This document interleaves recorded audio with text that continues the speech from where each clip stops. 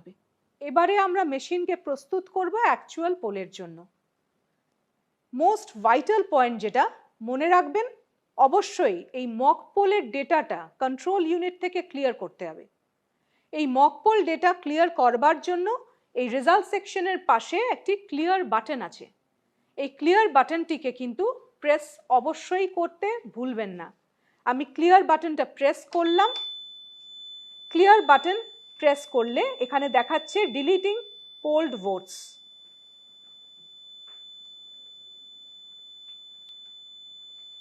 একটু সময় দেবেন।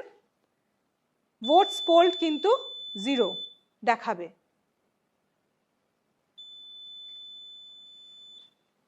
এখানে টোটাল পোলড ভোটস 0 দেখাচ্ছে। এইভাবে প্রত্যেক ক্যান্ডিডেটের এগেনস্টে ভোটস পোলড কিন্তু 0 দেখাবে। প্রত্যেক পোলিং এজেন্টকে দেখাবেন যে প্রত্যেক ক্যান্ডিডেটের এগেনস্টে ভোটস পোলড হচ্ছে 0।